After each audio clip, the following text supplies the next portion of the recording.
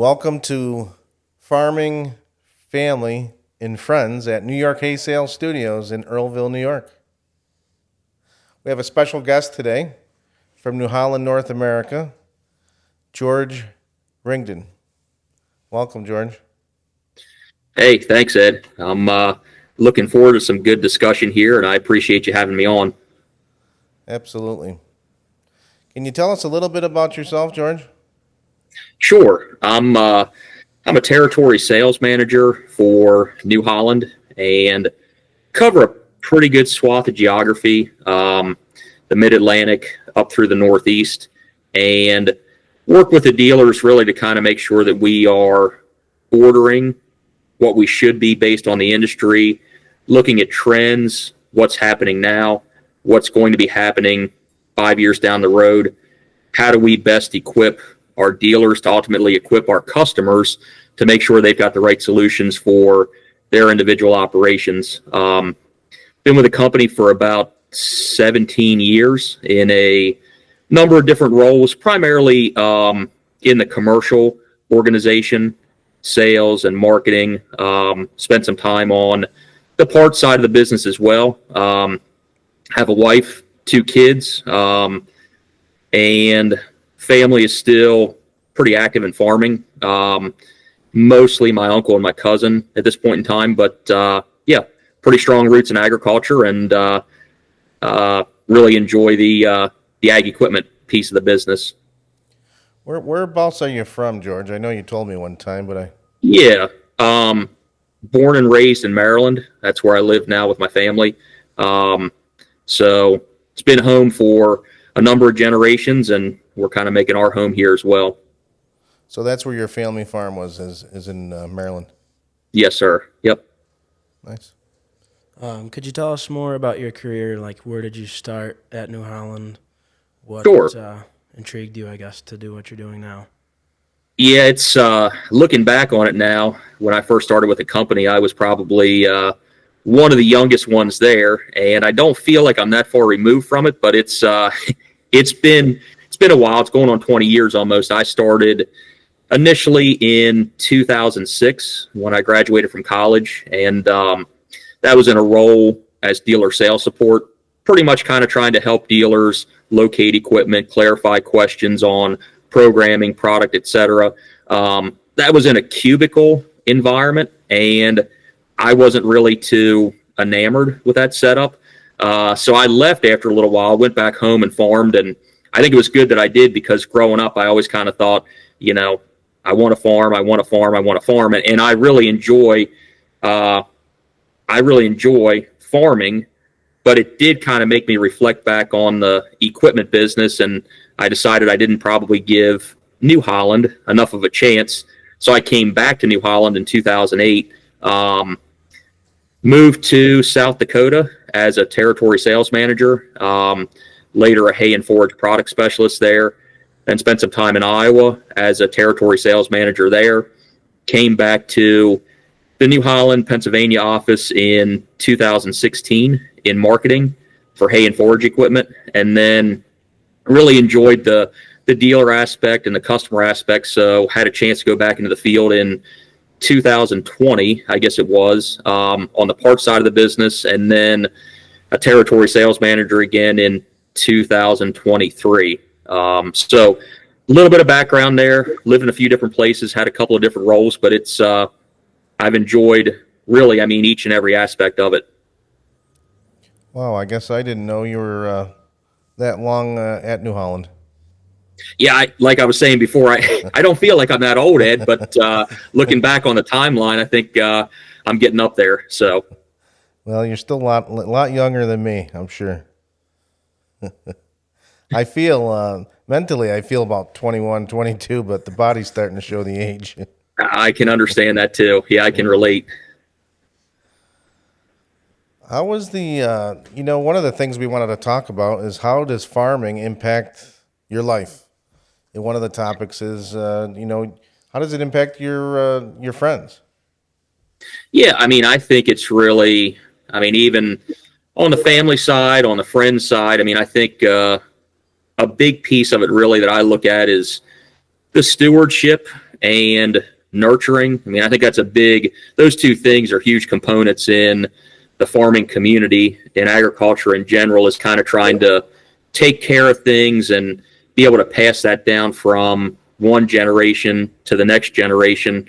And I think it's everything from the farmland to the legacy. And I think even you can take that a step further, and it's any kind of relationship that you have. I think agriculture and being a good steward of the land, being a good steward to your neighbor, to your friends, I think it all there's a lot of similarities between that. And I think growing up in agriculture and being engaged in the industry today, that really resonates with me.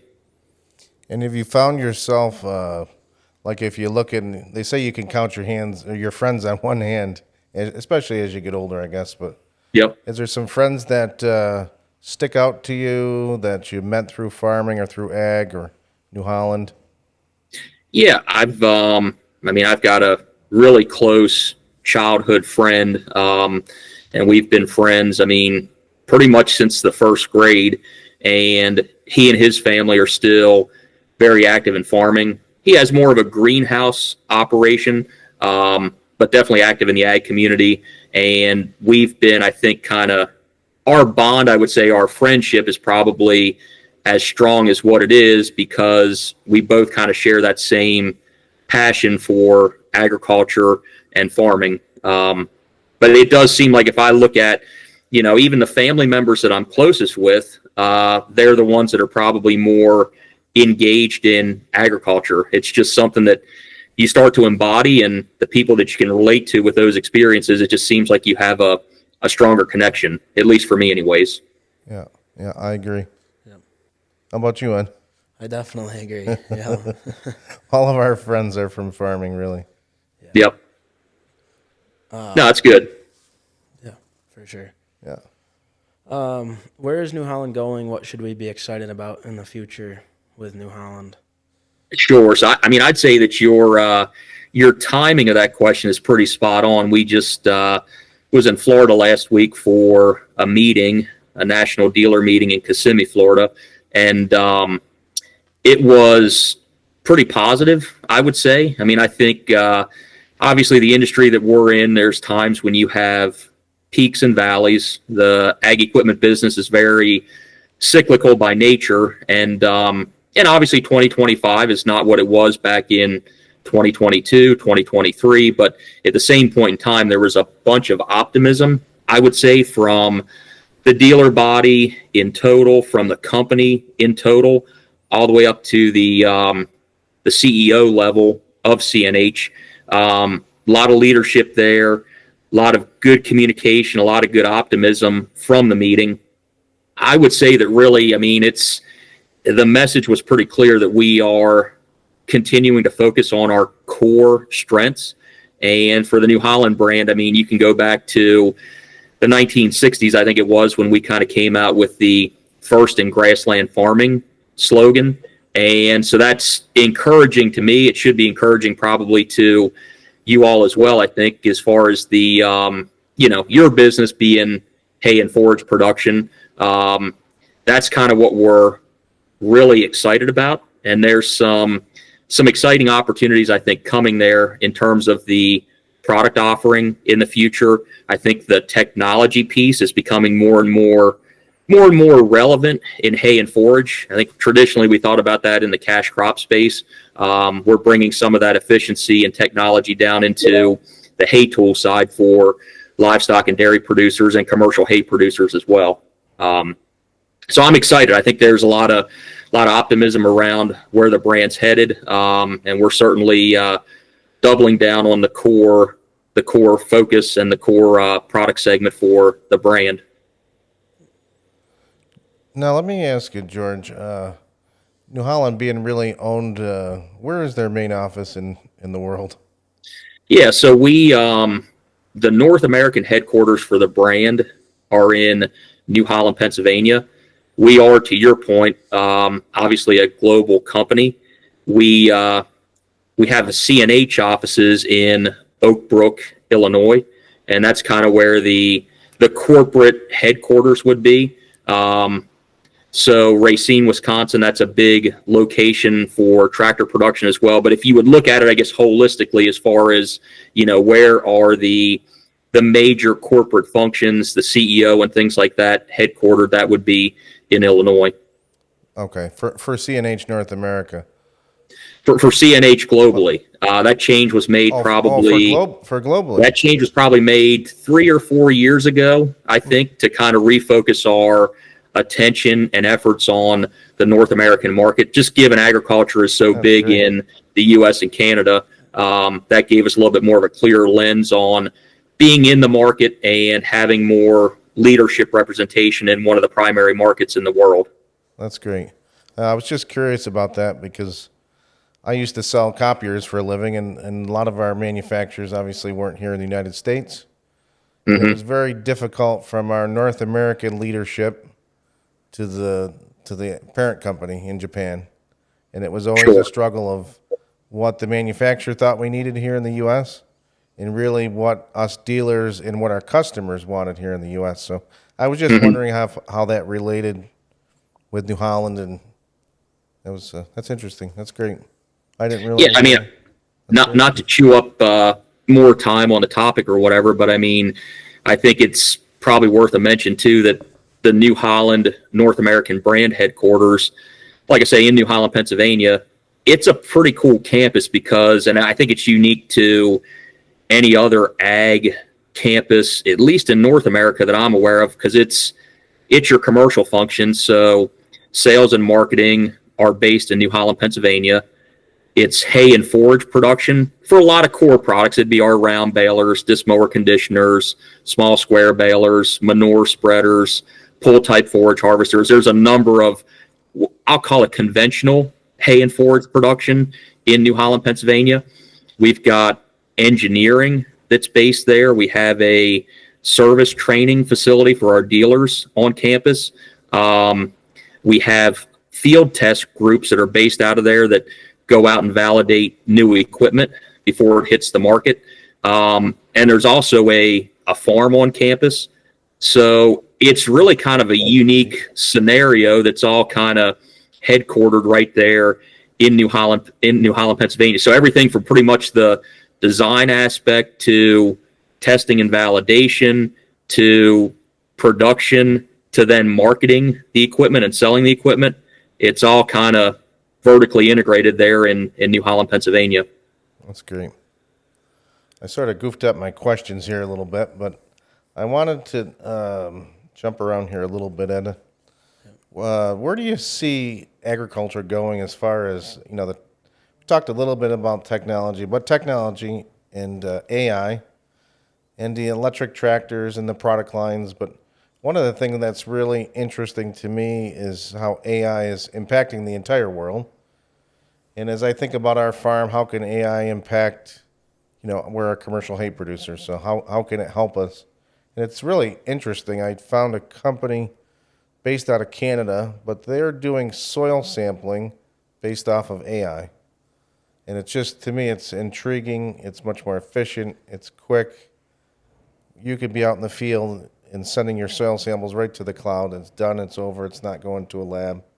Really, really interesting. So I'm wondering, how is the technology and AI and electric tractors impacting New Holland, and where do you see New Holland going with it? Mm-hmm. No, I mean, that's a major discussion point, I think, here in the last couple of weeks. I mean, AI's gotten a lot of news headlines, and with the whole, as a DeepSeek, I think, the Chinese AI company. But yeah, it's certainly something that I think we're still kind of in the early stages of. I know from an example within our dealer network, we launched a tool that's like, we call it an AI Tech Assist. So a service manual, let's say for one of your large square balers, it might be 500 pages. If a service technician is looking to be efficient in troubleshooting, let's say, something within that baler, they might go to the table of contents and kind of search through and scan. They might go to the glossary, try to find it. The AI Tech Assistant, really what that enables is it's a AI-powered chatbot that they can go in and almost like they're having a conversation with somebody on a support line in real time and say, hey, I have a spec that I'm looking for on the nodder stack. Maybe it's something in the pre-chamber, but they can have a conversation with this chatbot and get the information a lot quicker, a lot more timely. So I think it's really, that's what it's about from our end internally with the dealer network, is trying to keep the downtime to a minimum and work more efficiently. And I think really from the producer standpoint too, and I don't know exactly when we'll kind of see some of those things starting to hit. However, a lot of data has been collected, whether it's through the field ops system or what have you. I think being able to use that data and manage it more efficiently, I think will be a driver from a customer standpoint further down the road. But a lot of potential there for sure on the AI front. And is New Holland positioned to really capture that the AI? The opportunity that it presents them? Are they really looking forward to that? Yeah, I think so, Ed. I mean, I would say technology is the next frontier. We had a brand leader a number of years ago, and that was kind of his mantra was, we need to be able to be talking about technology, precision farming, which now I would say includes probably AI, just like we talk about horsepower, hydraulics, transmissions. I mean, it's one of those components that's going to be fundamentally very core to our product offering. Let you off the hook. I didn't want to let you off the hook right away, but on that last question. But can we talk about electric tractors for a minute? Sure, absolutely. Where's the going with that? Is it real? Is it real? And is it going to happen? Yeah, it is real. That project, we're still early on. We are doing some additional testing and validation. We've got some units that are in the field deployed for cold weather purposes. Obviously, that's something that, with the battery electric vehicle side of the equation, cold temperatures can have an impact on runtime, on battery duration, things like that. So we're still testing, Ed. There is no commercial availability date, no pricing that's been released at this point in time, but it is something we are still exploring to understand what the market potential is there, and ultimately, how does that tractor perform? What's the value proposition of the electric tractor compared to a conventional diesel tractor? Understood. And I kind of building off of that, I mean, we do have the T6 methane tractor, which basically runs on compressed natural gas. It is commercially available. There's one I know that's been sold already in California. That was to a dairy. They're using it on a mixer. So that's kind of another alternative energy option that is commercially available. And we've always kind of been, New Holland's always kind of been the clean energy leader. And that's looking at, back in the days of biodiesel and kind of being on the cutting edge there. I can remember we had, I think, a B20 offering back in the early 2000s. And that was kind of one of the first in the industry. And then transitioning and moving on to the methane tractor, looking at electric. So we're certainly exploring the different energy options that are available there. And ultimately, it's going to be, what best fits the producer's operation, and what makes the best sense for them. But we're willing to explore those opportunities to hopefully come up with some efficiencies for our customers ultimately. Good.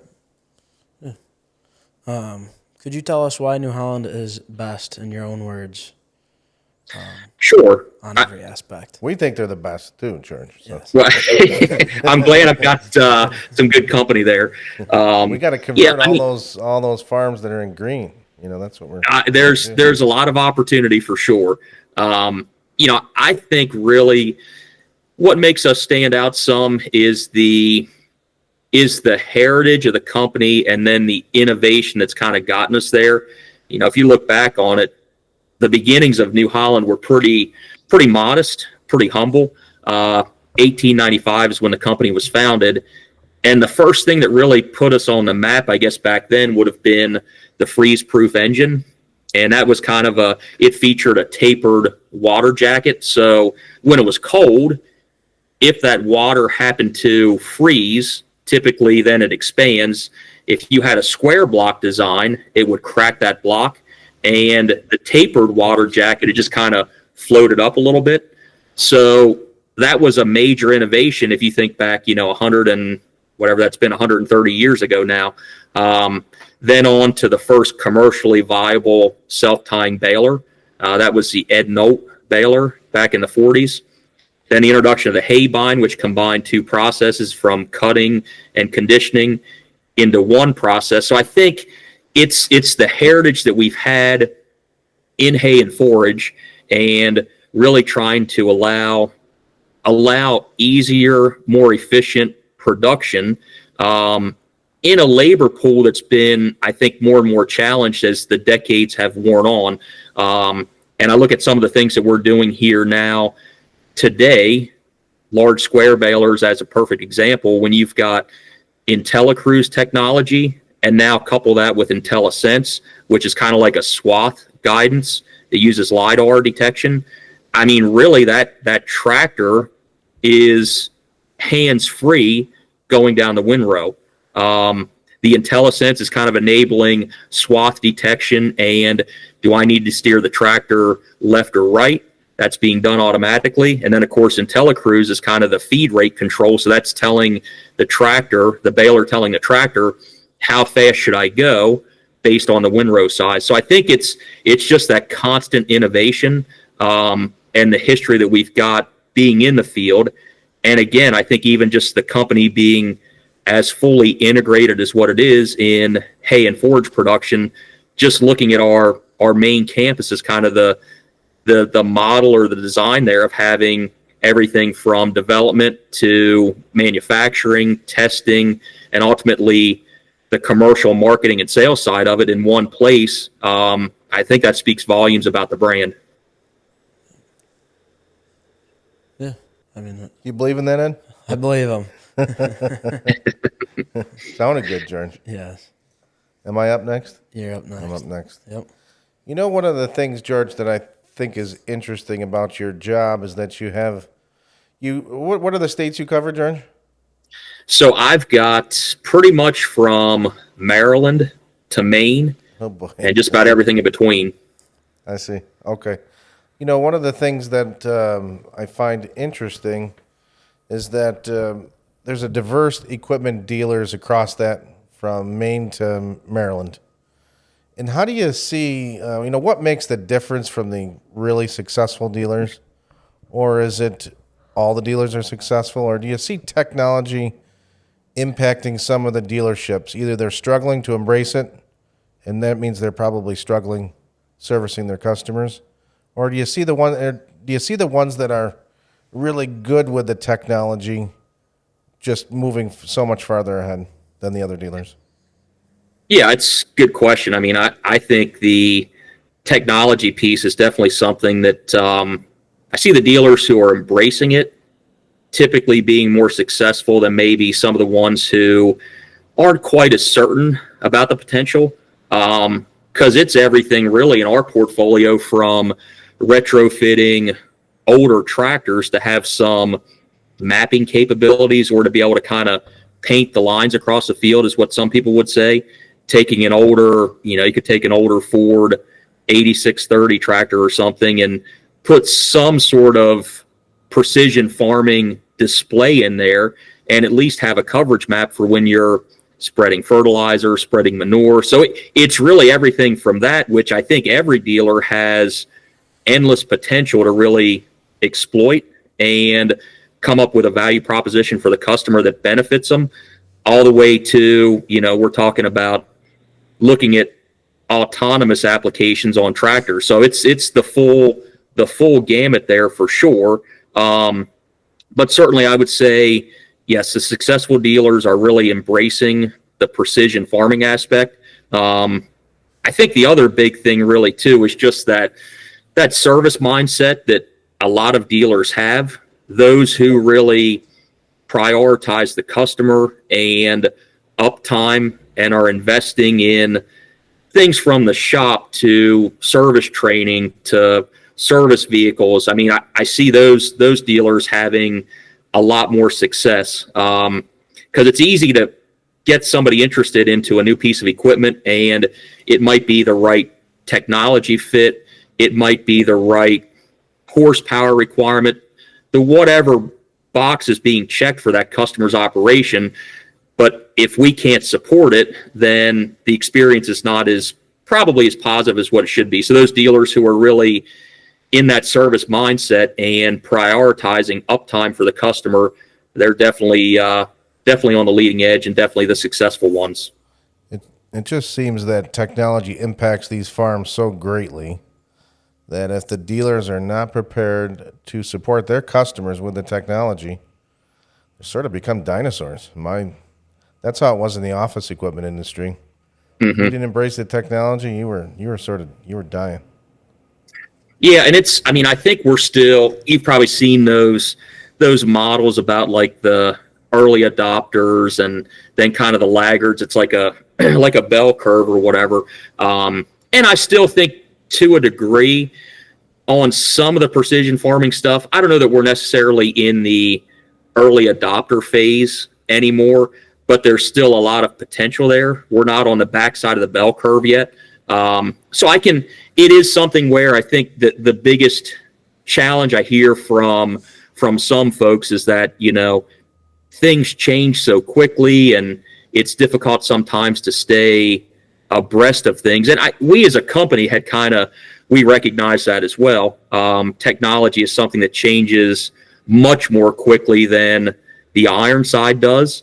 And we've made some investments too in the field as far as having regional precision managers who their job is to go out there and understand from a customer's perspective, hey, I'd like to do X, Y, Z, and then they can determine, okay, well, this is what you've got for equipment.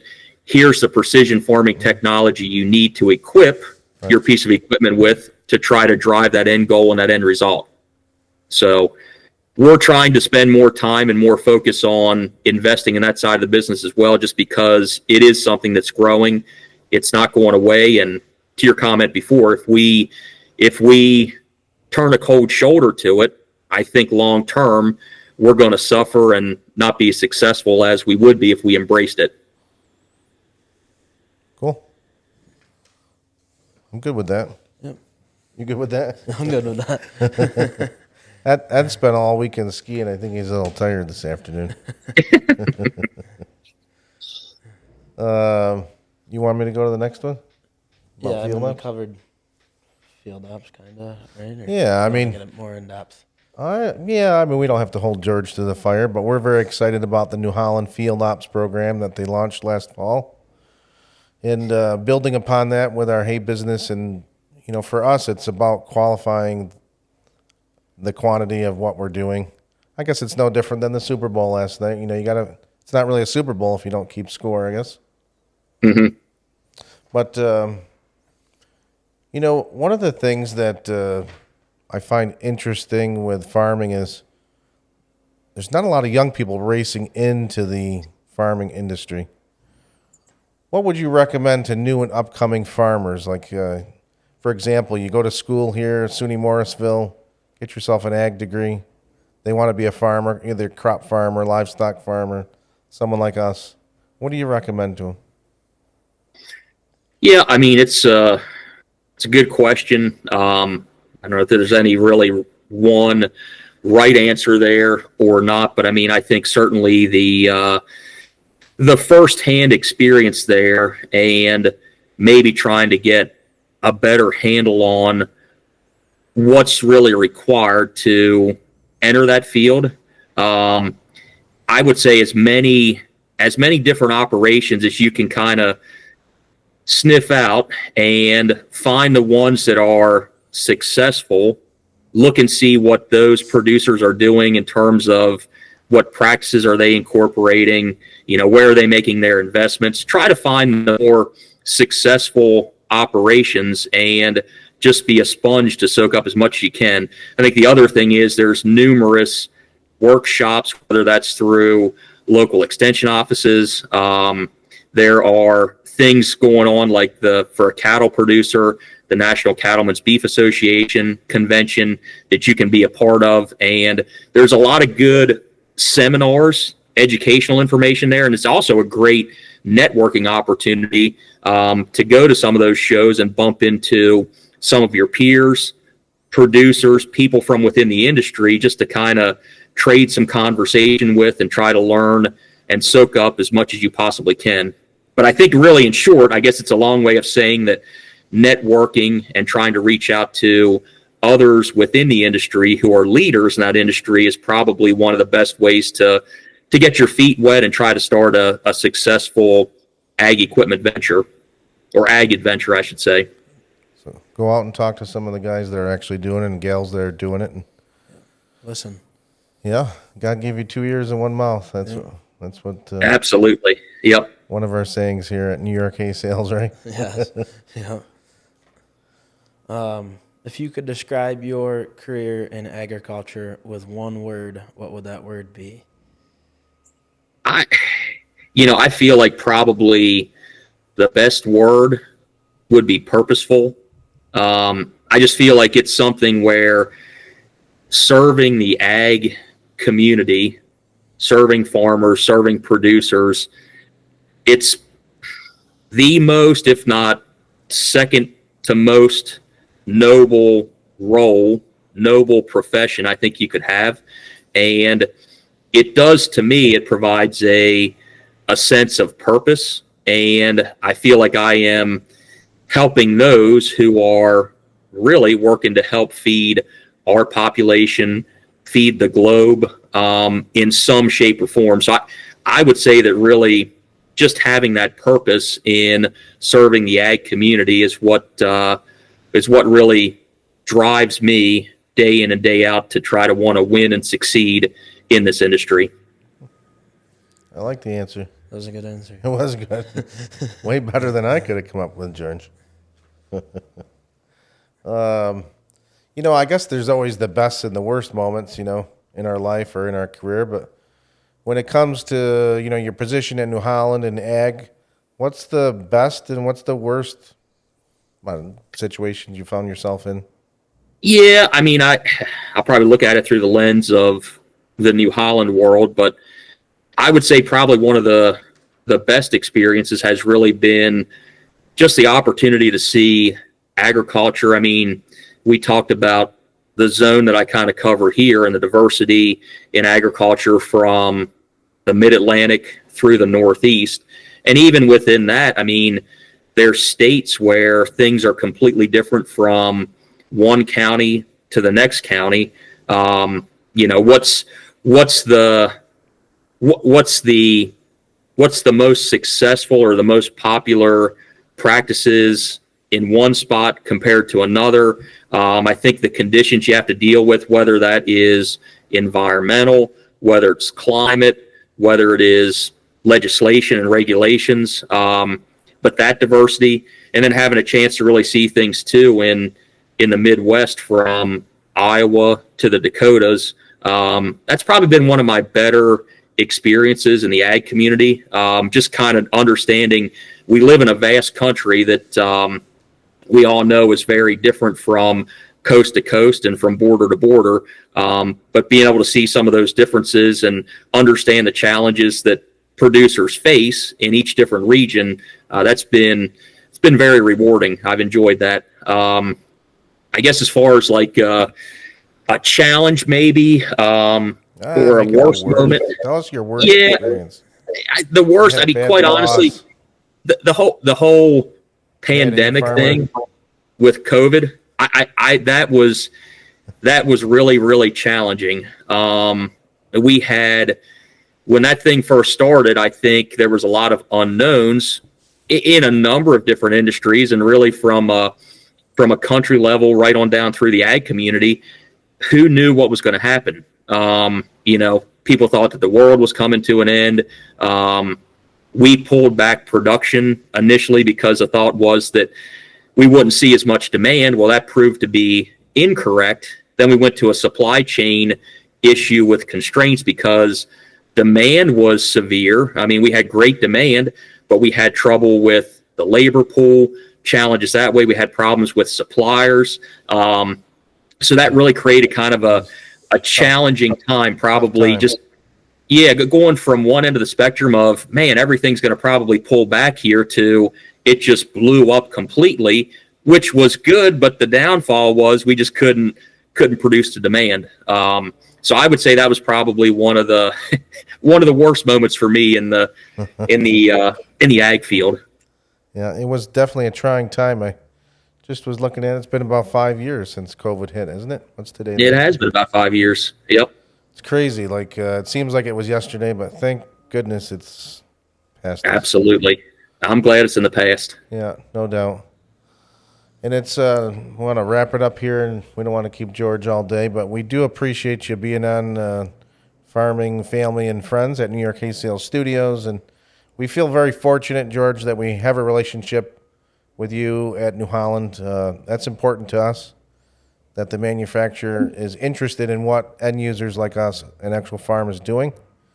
And we've had a lot of good interaction with New Holland and the folks in different departments that affect our farm, and they listen. And I think that's a great start to really doing wonderful things. So we do enjoy you being on our podcast and taking the time out of your busy schedule. And next time you're here in Earlville, New York, checking on our equipment, we'll get you right into the studio instead of streaming you in.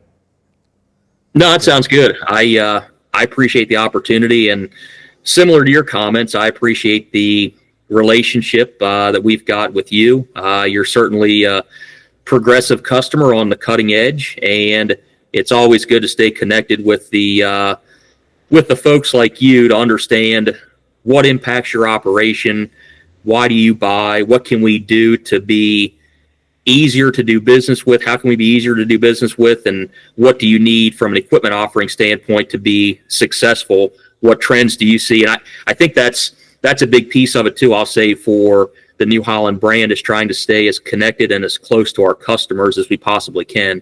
Because at the end of the day, in order for us to be successful, we need you to be successful. Isn't that the truth? Well, we appreciate you listening, and that's for certain. We'd like to buy you lunch next time you're in our neighborhood. Hey, I'll take you up on that.